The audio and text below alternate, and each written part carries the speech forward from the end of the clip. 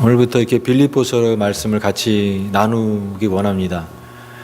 저는 이제 빌립보서 1장을 오늘 처음 하게 되는데 참 그 성경에서 제일 좋아하는 성경책 중에 하나이고 또 이 말씀을 같이 나누는 것 자체가 굉장히 기쁩니다. 이 기쁨의 서신, 이것을 통해서 우리가 말씀을 나누고 듣는 동안에 우리의 삶 속에 정말 그런 기쁨이 회복되고 우리 교회가 정말 기쁨으로 업그레이드되는 그런 교회가 되기를 간절히 원합니다. 설교 이 제목을 정하는 것도 참 어렵더라고요. 고민이 되고 그래서 이번 주간에 이렇게 빌립보서 말씀 계속 이렇게 묵상하면서 내용은 이제 정해졌는데 이거를 어떻게 제목으로 삼아야 될까? 그래서 기쁨의 비밀, 기쁨의 비결 이렇게 생각했다. 그것도 아닌 것 같고, 그래서 이 제목을 정하는 것도 참 어렵더라고요. 그렇지만 이 기쁨이라고 했을 때 사람들이 갖고 있는 이 기쁨이 다 내용이 다른 것 같습니다.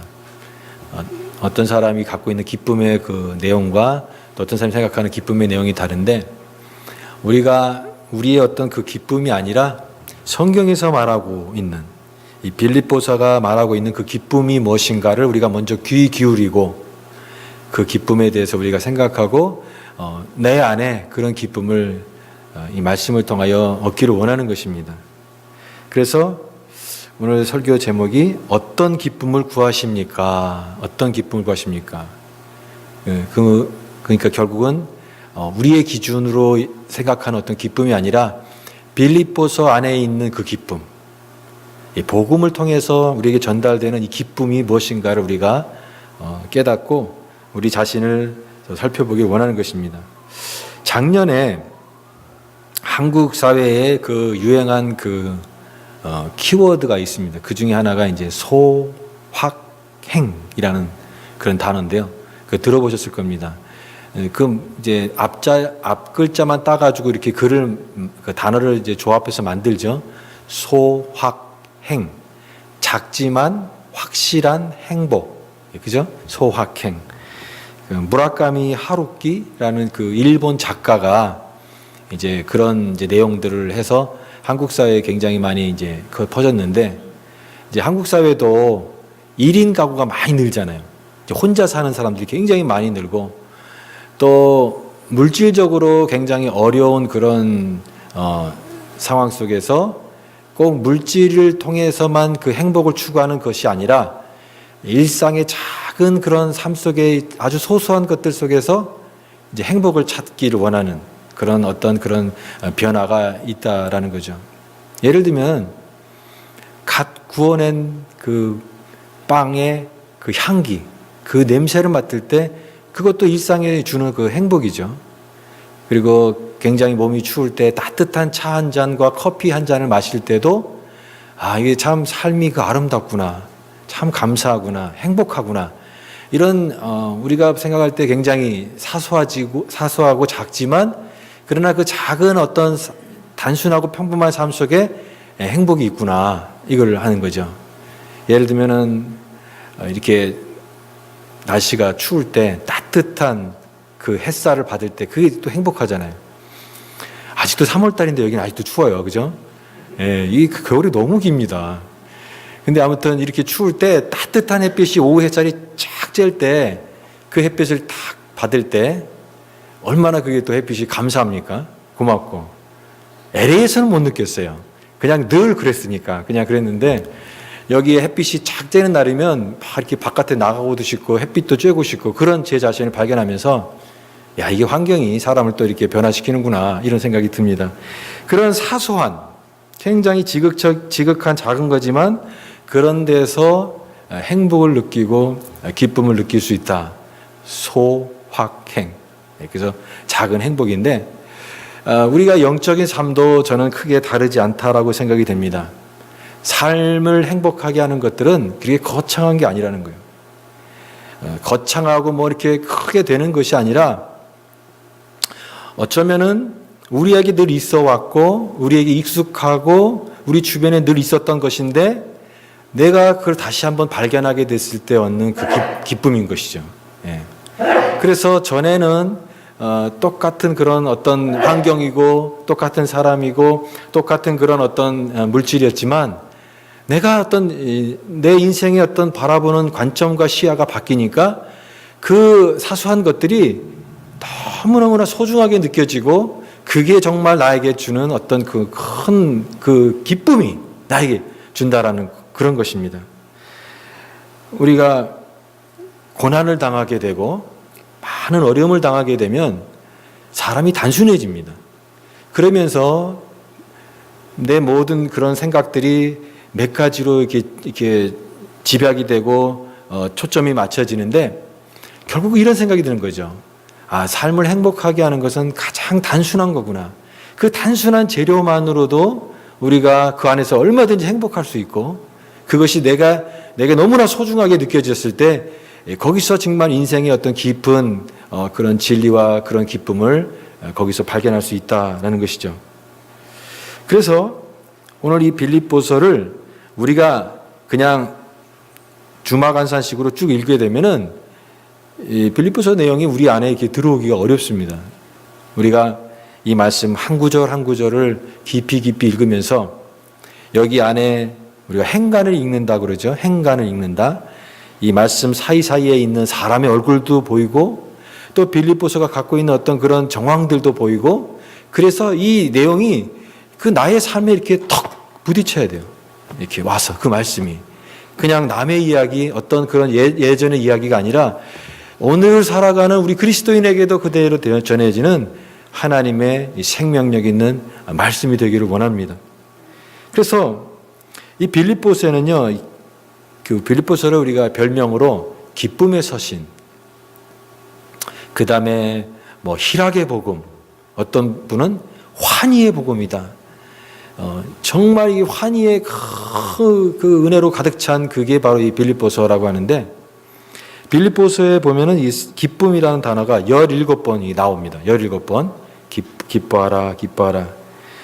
물론 어떤 분은 이 빌립보서를 다른 성경에 비해서는 좀 이렇게 무게가 떨어지는 성경으로 생각하는 그런 사람도 있어요.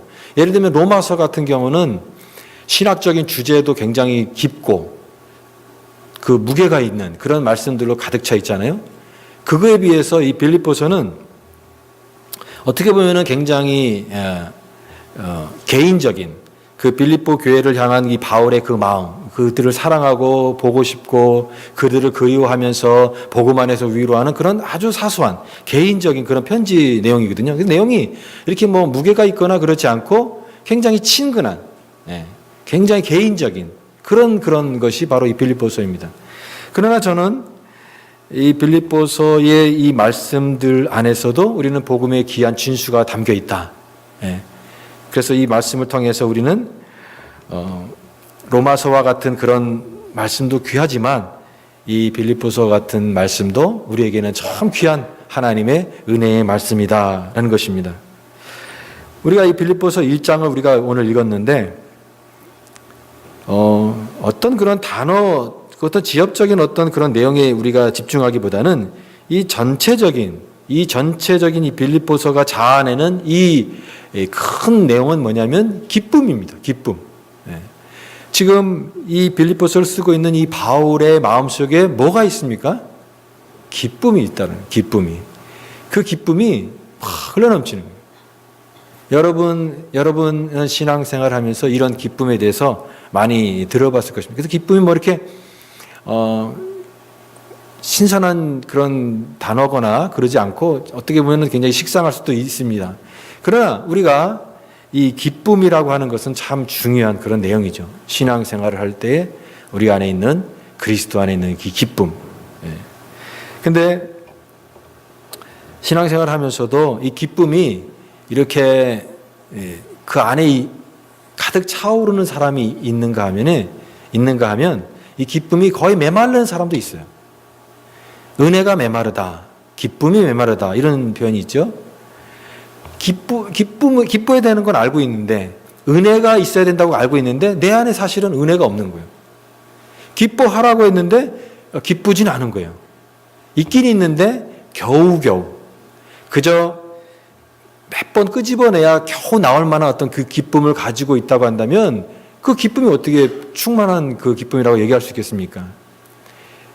근데 내 안에 그런 기쁨도 없고 은혜도 없는 그런 것이 아니라 이 바울 안에는 정말 이 기쁨이 가득 흘러 넘치는데 정말 이렇게 꾹 짜면은 주르 흘러내릴 정도로 이 바울 안에 이 심령 가운데 말할 수 없는 이 터져 나오는 듯한 이 감격에 찬 이 기쁨과 은혜가 가득한 그 가득한 것으로 다른 사람들을 위로하는 감옥 안에서 감옥 밖에 있는 사람들을 위로하는 이것이 바로 이 빌립보서이다라는 것입니다.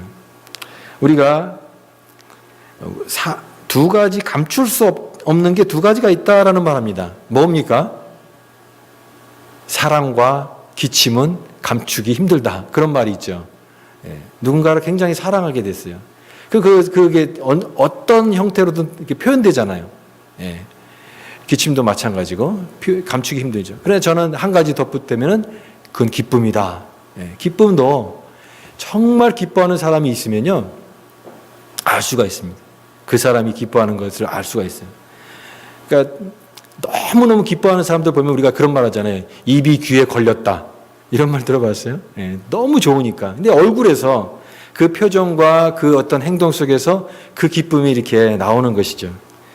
마찬가지로 이 기쁨과 감사가 넘치는 이 빌립보서의 그 바울의 심령 가운데 이 기쁨이 있고 감사가 있는데 여기에 3절에도 보면은 내가 너희를 생각할 때마다 나의 하나님께 감사하다. 감사가 넘친다. 또 4절 말씀에도 간구할 때마다 너희 무리를 위하여 기쁨으로 항상 간구한다. 기쁨이 있습니다. 근데 여러분 이 기쁨과 감사는요 그리스도인의 특징이에요. 이거는 한두 사람의 어떤 그리스도인만 갖고 있는 어떤 그런 것이 아니라 그리스도인이라고 한다면 그 그리스도인의 어떤 가장 표지가 뭐냐? 기쁨, 감사, 은혜 이런 모습이다라는 것이죠. 올해 우리 표가 뭡니까?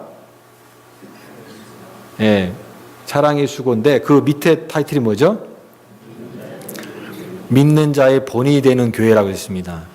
여러분 근데 여기서 이 본이라고 했을 때 이게 하나의 그 어떤 샘플, 모델 이게 되는 거죠. 그 본은 어떤 사람은 이렇게 생각할 것입니다. 내가 신앙생활을 반듯하게 하고 또 모범적으로 말씀을 잘 지키고 아주 반듯한 그런 어떤 그런 모범이라고 생각할 수 있을 것입니다. 근데 저는 그 모범이라고 할지라도 다른 사람들에게 그렇게 반듯하고 이렇게 말씀대로 살지만 다른 사람들에게 매력을 줄 수 없는 그런 사람도 있다라는 생각이 들어요. 저 사람은 굉장히 모범적이야. 굉장히 반듯해. 근데 저 사람 같이 되고 싶지는 않아. 매력이 없어. 그리스도인으로서. 그런 사람이 있을 수가 있어요. 그러나 이 믿는 자의 본이 되는 교회라고 했을 때 그 본을 제가 생각하는 본은 뭐냐면 그 사람의 그 모습이 아름다운 거예요.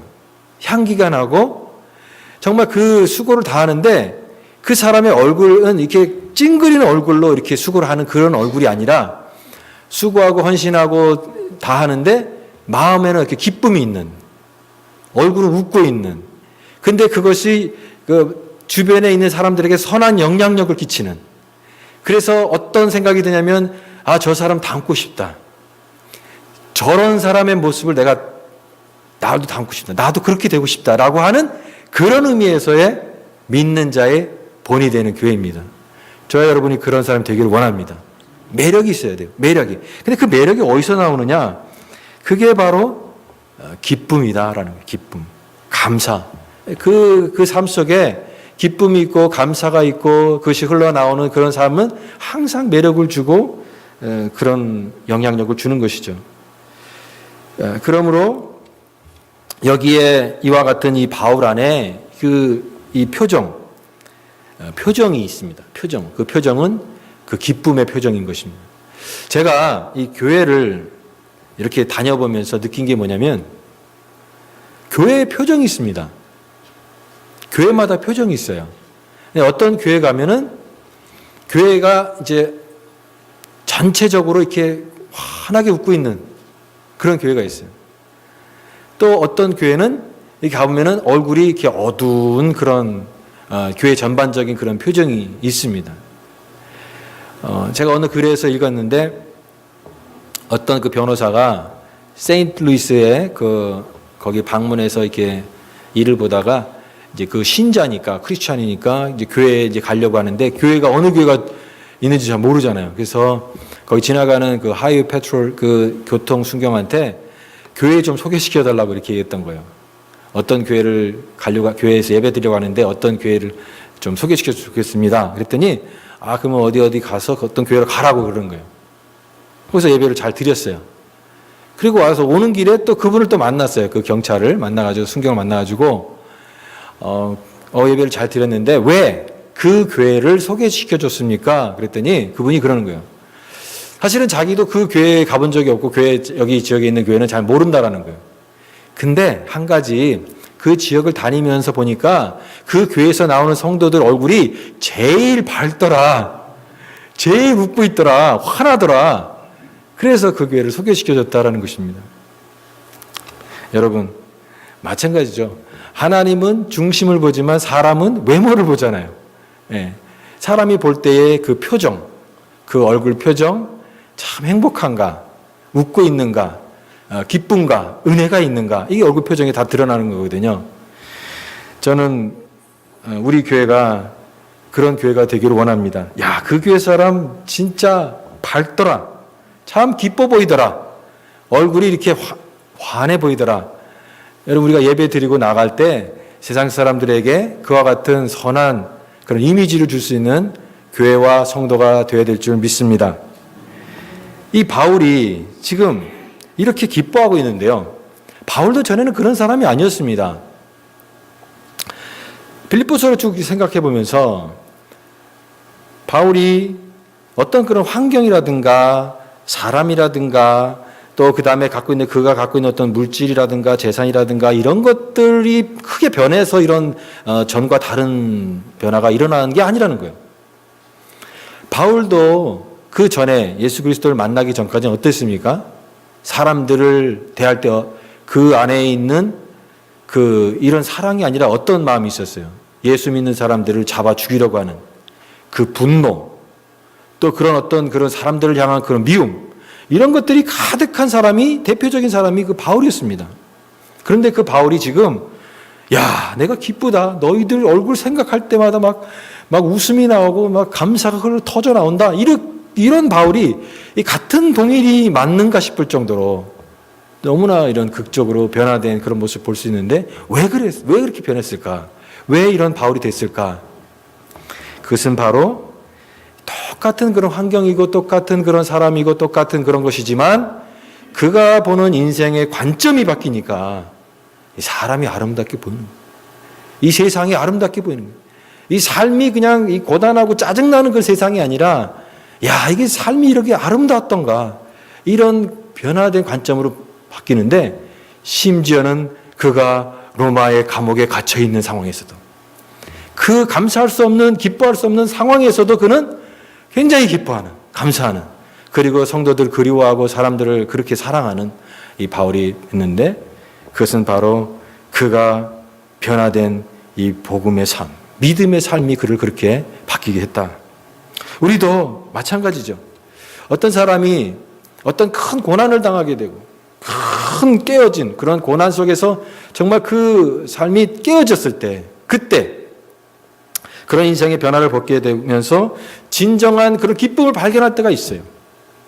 어떤 그런 큰 계기를 통해서 그 사람의 그 인생의 시야가 바뀔 때 그런 어떤 경험을 할 수 있다라는 것입니다. 그러면서 그때 깨닫는 게, 야, 이것이 내게 있었던 그런 똑같은 것이지만 이게 얼마나 소중한 것인가. 내 주변에 있는 이런 것들이 얼마나 소중한 것인가를 그제서야 깨닫는다라는 것이죠.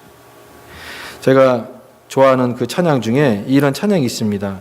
주님과 같이 내 마음 만지는 분은 없네. 그 찬양 아시죠? 근데 그 가사에 이런 가사가 있습니다. 오랜 세월 찾아 난 알았네. 내겐 주밖에 없네. 근데 그 단어 중에서 오랜 세월 걸렸다라는 거예요. 인생의 가장 소중한 것을 발견하기까지 오랜 세월, 인생의 뒤안길을 돌고 돌아서 경험 다 하고 나서, 이런저런 다 실패 다 경험하고 나서 깨어지고 나서 오랜 세월 지나고 나서 그제서야 알았다는 거예요. 그제서야 내겐 주밖에 없습니다.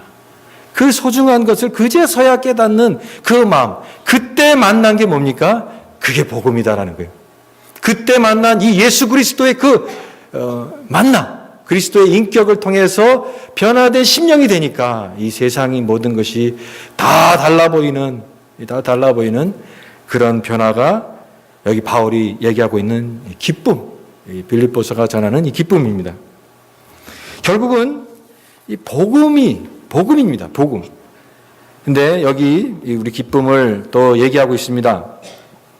우리가 이 기쁨, 그런 의미에서 이 기쁨의 깊이와 종류가 다르다라고 얘기할 수 있습니다. 똑같은 기쁨이 아니라 이 기쁨에도 수준이 있고 그 기쁨에도 다 그 깊이와 넓이와 그런 수준이 다 다를 수 있다라는 것이죠. 우리가 일반적으로 생각하는 사람들의 기쁨은 어떻게 보면은 굉장히 어떤 찰나적이고 순간적이고 그 지금 순간은 기뻤지만 금세 사라지고 마는 그런 기쁨이 있을 때가 너무나 많습니다. 그러나 그런 기쁨도 우리는 계속 그런 길들여졌기 때문에 그런 기쁨을 계속 추구하면서 살아가는 것이죠. 그런데 우리가 이 빌립보서에서 만나는 그 기쁨은 그런 얄팍한 기쁨과 다른 어떻게 보면은 성숙한 기쁨이다.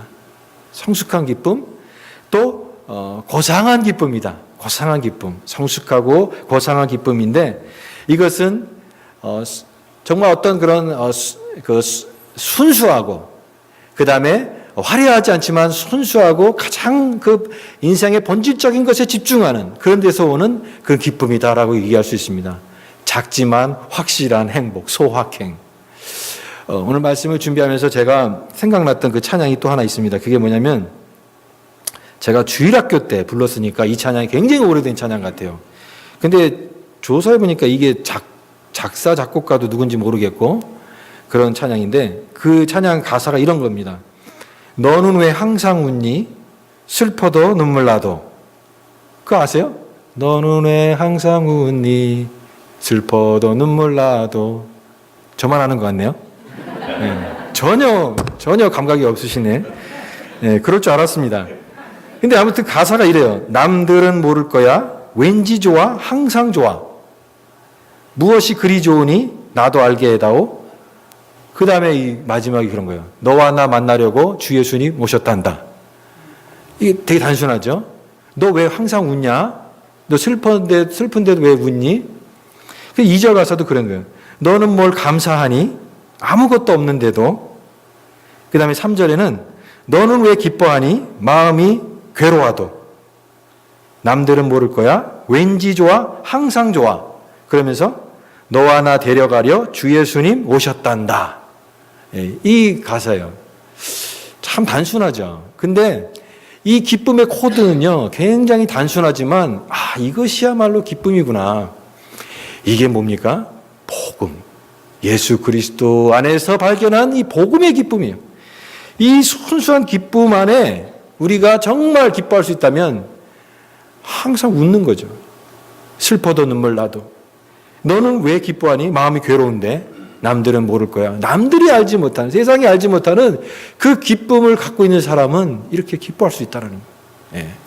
오늘 바울도 이 복음 안에서 진정한 기쁨을 발견한 이 바울은 여기 얘기하고 있습니다. 4절 말씀에 간구할 때마다 너희 무리를 위하여 기쁨으로 항상 간구함은, 그 다음에 5절 너희가 첫날부터 이제까지 복음을 위하여, 이 그리스도의 복음을 위하여 함께 참여하고 있기 때문이라. 바로 이 복음을 발견한 그 기쁨 때문에 이 바울이 지금 그 모든 상황 속에서 지금 기뻐하고 있는 것입니다. 이 복음은 바로 예수 그리스도를 말하는 거죠. 예수 그리스도를 발견한, 예수 그리스도를 인격적으로 나의 개인적인 구주로 내 마음속에 영접하고 그분을 위해서 살기로 다짐했던 이 바울에게는 이제는 모든 환경이 문제가 되지 않고 그 안에 샘솟는 듯한 그 기쁨과 은혜가 넘치는 것인데, 특별히 우리가 잘 알고 그 빌립보서 말씀 중에 묵상하는 그 말씀이 20절 말씀이죠. 20절, 21절. 1장 20절, 21절. 우리가 여기 본문은 아니지만 그 한번 말씀을 같이 한번 읽어보겠습니다. 20절, 21절. 시작. 나의 간절한 기대와 소망을 따라 아무 일에든지 부끄러워하지 아니하고 지금도 전과 같이 온전히 담대하여 살든지 죽든지 내 몸에서 그리스도가 존귀하게 되게 하려 하나니. 그 다음에 21절 말씀 잘하는 말씀이죠. 같이 한번 읽어보겠습니다. 시작. 이는 내게 사는 것이 그리스도니 죽는 것도 유익함이라. 죽는 것도 유익함이라. 내게 사는 것이 그리스도니. Christ in me is to live, to die is to gain. 내 안에 그리스도가 생명으로 살고 있다. 그러니까 내 안에 예수님이 살고 있으니까 죽는 것도 유익하다. 그러니까 삶과 죽음이 어떤 환경이 나의 어떤 것을 뭐 빼앗거나 내 마음을 흔들거나 그런 요소가 되지 못한다. 왜냐하면 내 안에 그리스도가 살기 때문에 사나 죽으나 모든 것이 그리스도니 유익함이라. 바로 그리스도 한 분만을 발견한 그 기쁨을 얘기하고 있습니다. 히브리서도 마찬가지죠. 우리가 지금 생명의 삶 지금 히브리서를 같이 하고 있는데, 히브리서의 그 독자들이 1차 독자들이 그런 사람이었습니다. 유대교에서 이제 구원받아서 그리스도인이 된 그런 크리스찬들이에요.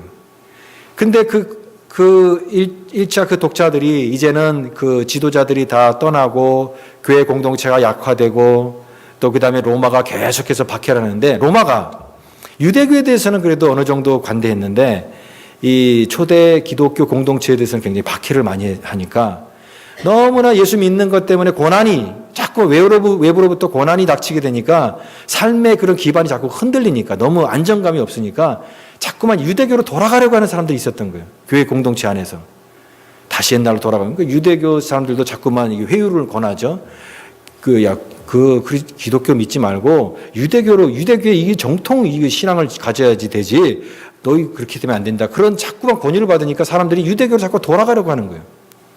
그럴 때 그런 사람들을 대상으로 쓴 게 바로 히브리서거든요. 그래서 히브리서에서는 뒤로 돌아가지 마라. 그리고 하나님으로부터 떨어지지 마라. 뒤로 물러가 침륜에 빠지지 마라. 그런 말들이 계속 반복되는 것이에요. 그러면서 하는 것이 뭐냐면 그 유대교 안에, 그 율법 안에, 모세 말씀 안에, 그리고 그 천사 숭배하는 그런 것 안에 진정한 그런 구원과 은혜가 없다. 오직 그리스도, 예수 그리스도를 바라보라. 그게 바로 히브리서 내용입니다. 그리스도를 바라보라. 대제사장이신 그리스도를 바라보라. 믿음의 주 온전케 하신 예수를 깊이 생각하라. 그 구약에 있는 모든 것보다 탁월한 그 구약의 모든 완성이신 그리스도, 복음의 완성이신 그리스도를 바라보게 함으로써 구약으로 다시 유대교로 돌아가지 않도록 그 사람들을 설득하는 것이 바로 히브리서입니다. 마찬가지로 여기도 내게 사는 것이 그리스도니, 그 바울이 얼마나 구약에 대해서 그 유대교에 대해서 얼마나 열심히 있었습니까? 그러나 그가 예수님을 만나고 나서는 그걸 다 버린 거예요. 다 버렸어요. 그래서 내가 그 모든 것을 배설물로 여김은 내 주 예수 그리스도를 아는 지식이 가장 고상함을 인함이라. 그 예수 그리스도 한 분만을 발견하고 나니까 다른 것은 다 진짜 배설물 같게 여겨진 것이죠. 여러분, 신앙은 무엇입니까? 신앙은 또 다른 어떤 것을 자꾸만 찾는 게 신앙이 아니에요. 신앙은 그리스도 한 분을 발견하는 거예요. 그 그리스도 한 분 안에서 내 인생의 모든 것이 다 해결되는, 내 깊은 갈증이 다 해결되는, 오랜 세월 찾아 난 알았네, 내겐 결국 주밖에 없네. 이것이 참된 그리스도를 발견한 사람의 고백인 줄 믿습니다. 저와 여러분의 고백이 그렇게 되기를 바랍니다. 이 그리스도를 발견하니까, 정말 이 복음을 발견하니까 이 복음 때문에 그는 기뻐하는 것입니다. 여러분에게 도전합니다. 여러분은 복음을 아십니까? 여러분은 예수 그리스도를 나의 개인적인 구주로 영접하셨습니까? 오늘도 주님께서 우리의 삶 가운데, 신자들의 삶 가운데, 우리의 삶 가운데 동행하시는 살아계신 주님인 것을 우리가 믿고 고백하고 계십니까? 이 복음을 발견해야 되는 거예요. 우리 이 복음을 발견한 사람들은 우리의 신앙을 계속해서 이 복음을 재발견함으로써 우리의 신앙이 메마른 신앙이 아니라 날마다 이 생동감 있게 역사하는 그런 믿음, 그런 고백이 될 수 있기를 바랍니다. 성도의 기쁨은 이런 것입니다. 주님 한 분만을 붙잡는 것으로 기뻐할 수 있는, 주님 한 분만으로 붙잡을 수 있는 그런 기쁨인 것이죠. 자, 마지막 부분은 이렇게 이제 기쁨의 서신을 제가 읽어가면서 발견한 것은 뭐냐면 사람이 보이기 시작한다는 거예요. 이 빌립보서는 복음이고 기쁨이지만 그 기쁨과 복음은 결국은 그걸 따라가다 보면 계속 사람들의 얼굴들이 나와요. 사람들의 얼굴이. 여러분 그 빌립보서가 어떻게 시작되는지 아시죠? 우리 작년에 사도행전 공부 열심히 했잖아요. 사도행전 보면은 이 빌립보 교회가 사도행전 16장에 나오죠. 바울이 2차 전도 여행 때 아시아 지역에 있는 비두니아로 가고자 했을 때 성령이 가지 못하게 막았다고 그랬죠. 기억나십니까? 그래서 성령이 그렇게 허락하지 않는 그 상황 속에서 환상을 보게 되죠. 무슨 환상을 봅니까? 건너와서 우리를 도우라. 건너와서 우리를 도우라. 그 환상을 보고 지금의 아시아 지역에서 유럽으로 가는 첫 거거든요. 그 유럽으로 건너가서 첫 성에 도착한 그 성 이름이 뭡니까? 그게 빌립보 성이에요. 그 빌립보 성에 가서 이제 바울 일행이 바울과 실라가 복음을 전하는데 보통은 이제 회당 같은 데 가서 이제 복음을 전하는데 그날 이제 강가에 가서 기도하는 처소에서 기도하는 사람들이 있어서 거기서 복음을 전하는데 바울이 전하는 복음을 듣고 그 복음을 받아들인 그 한 여인이 있습니다. 그게 누구예요? 루디아잖아요. 루디아. 자주장사 루디아. 그 자주장사 루디아가 빌립보 교회의 첫 신도가 된 거예요. 그리고 나서 나중에 복음을 전하다가 또 그 감옥에도 갇히죠. 빌립보 감옥에. 그 빌립보 감옥에서 하나님께서 역사하셔가지고 빌립보 감옥을 나올 때 그 간수가 타로 문이 열린 거를 알고 자결하려고 했을 때 그때 이제 바울이 도망가지 않고 내가 여기 있다 그러면서 무슨 유명한 말을 하죠? 주 예수를 믿으라. 그래야만 너와 네 집이 구원을 얻으리라. 그래서 그 빌립보 간수의 집안에 들어가서 거기서 또 복음을 전하는데 간수의 그 가족들이 또 구원을 받게 돼요. 자, 그러면 그런 루디아 또 그다음에 빌립보 간수 그 가족들 그렇게 해서 세워진 유럽 최초의 교회가 어디 교회다? 그게 빌립보 교회입니다. 여러분 빌립보 교회는 가난한 교회예요. 그 주로 유대인들보다는 이방인들이 많이 중심이 된 작고 가난한 그런 교회였습니다. 그러나 이 바울이 여러 교회를 이렇게 서신서를 쓰고 여러 교회를 갖다 세웠는데 그 중에서도 특별한 교회가 어떤 교회냐면 이 빌립보 교회입니다. 예를 들면은 이 고린도 교회 같은 경우는 우리가 이제 수요 성경반에서는 이제 고린도 전서를 지금 배우고 있거든요. 고린도 교회는 딱 뚜껑을 열면은 1장부터 문제가 막 나와요. 그래서 고린도 전서는 13가지 문제가 쭉 나오는데 그 13가지 문제에 대한 해답을 주는 게 고린도 전서예요. 근데 빌립보서는 그런 교회 내에 있는 그런 약간의 그런 간력도 있었지만 대부분은 그 교회를 생각할 때마다 그립고 그 감사가 터져 나오고 그리고 그 성도를 향한 그런 기쁨이 여기 안에 넘쳐나는 것이 바로 이 빌립보 교회다. 빌립보 교회다. 특별히 바울이 그 사도행전 16장에서 이제 복음을 전해서 그 빌립보 교회를 세우고 나서 이제 다른 지역에 가서 복음을 전하면서 사도행전 28장 맨 마지막 장에 이제 바울이 1차로 로마의 감옥에 투옥이 되죠. 그 로마의 감옥에서 쓰여진 것이 옥중서신이라고 해요. 우리 옥중서신. 빌립보서 또 옥중서신이죠. 물론 그 감옥이라는 것이 오늘날의 가택연금과 비슷해서 사람도 이렇게 좀 자유롭게 만날 수 있고 별로 감옥이지만 그 사람도 만날 수 있고, 오히려 그래서 여기 1장 거기 말씀의 12절에 보면은 형제들아 내가 당한 일이, 감옥에 갇힌 일이 도리어 복음의 전파에 진전이 된 줄을 너희가 알기를 원하노라. 그러니까 바울이 그 로마의 감옥에 갇혀 있다라는 것 때문에 빌립보 교회는 걱정했던 겁니다. 왜냐하면 그만큼 특별한 바울을 사랑하고 바울을 존경하고 그리고 그렇게 가난한 교회였지만 바울을 항상 물질적으로 도왔던 교회가 어느 교회다? 빌립보 교회였어요. 그러니까 바울이 얼마나 이 빌립보 교회를 물론 사역자는 모든 교회를 다 사랑하겠죠. 다 사랑하지만 그렇게 개인적인 친밀감을 서로 나누고 마음을 나눴던 교회는 특별한 교회잖아요. 이 빌립보 교회가 바로 그런 교회였습니다. 너무나 그런 진실한 이 사랑을 나누는데 그의 투옥에 참여해서 그가 이제 빌립보 교회 성도인 에바브로디도라는 사람이 2장 25절에 나옵니다. 에바브로디도라는 사람은 빌립보 교회 성도입니다. 근데 바울이 감옥에 갇혀 있으니까 이 감옥에 갇혀 있는 바울에게 이제 그 빌립보 교회 성도들이 헌금을 해서 물질을 내고 그를 돕기 위해서 온 겁니다. 옛날에 그 빌립보 지역에서 로마까지 얼마나 먼 거리 있겠습니까? 그러니까 이 에바브로디도가 가자마자 병들었어요. 너무 힘들어서 그런지 몰라도 병들어가지고 그 병에 아주 그 위중했습니다.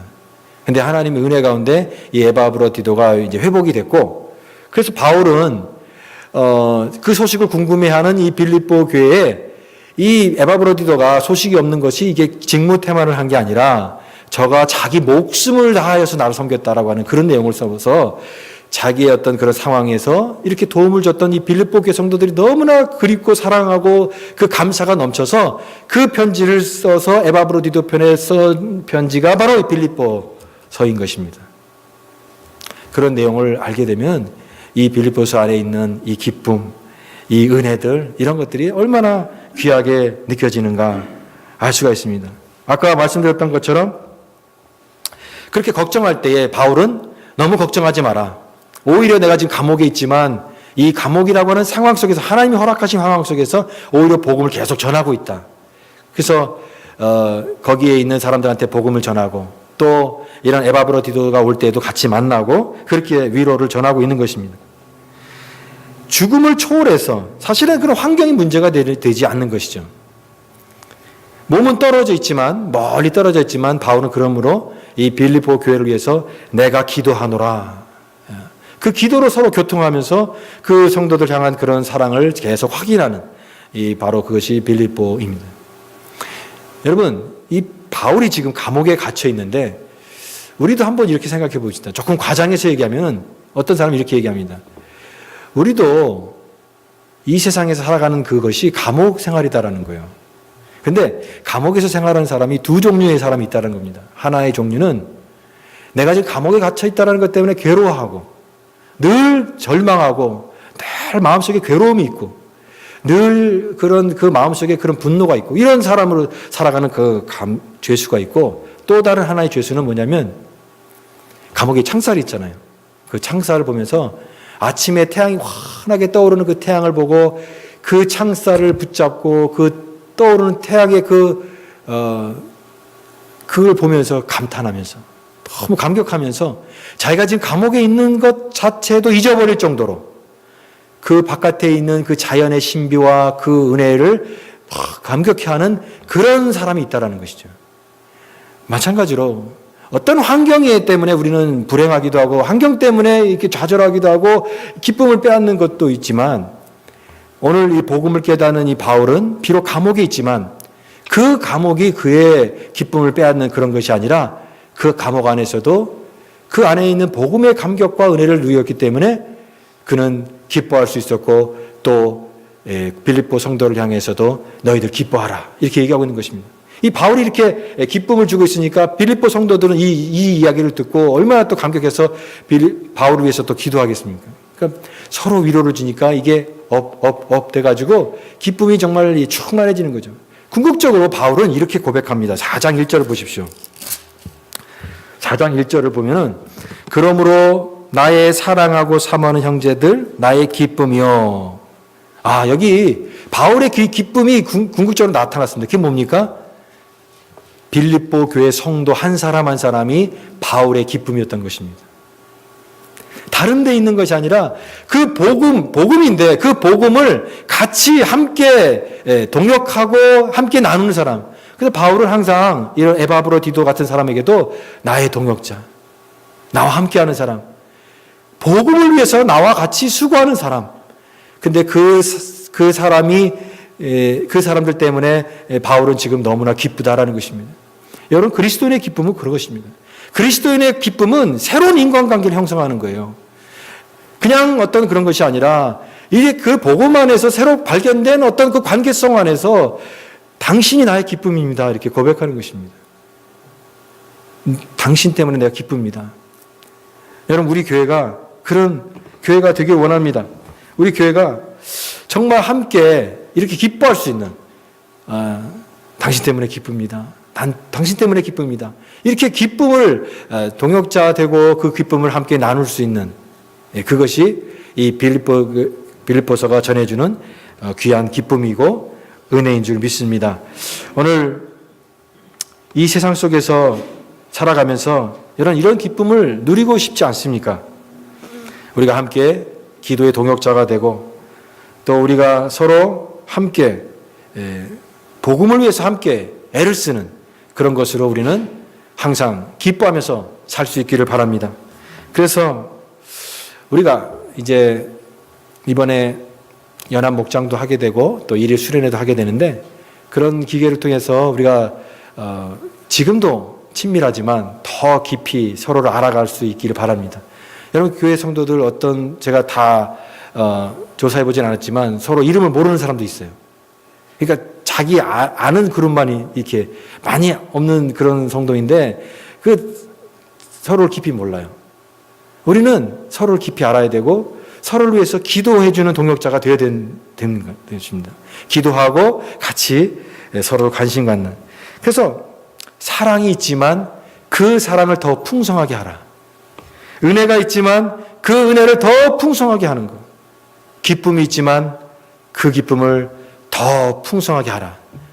이 같은 그런 은혜가 우리 빌립보서를 배우고 말씀을 읽는 동안에 저와 여러분의 삶 속에 그와 같은 기쁨이 회복되고 그 은혜가 전달되는 그런 역사가 일어나기를 간절히 주님의 이름으로 축원합니다. 기도하겠습니다. 하나님 아버지, 감사합니다. 오늘 이 빌립보서의 귀한 말씀, 오늘 우리도 이와 같은 복음과 또 복음을 위해서 동역자들을 발견하는, 그래서 이 기쁨을 발견하는 저희들 될 수 있도록 인도하여 주옵소서. 이 기쁨이 우리 안에 샘솟듯이 흘러넘치게 하시고 우리 교회 안에 이 기쁨이 흘러넘치게 도와주시고 우리 성도들의 삶 가운데 은혜가 흘러넘칠 수 있도록 인도하여 주옵소서. 감사드리며 예수님 이름으로 기도드리옵나이다. 아멘.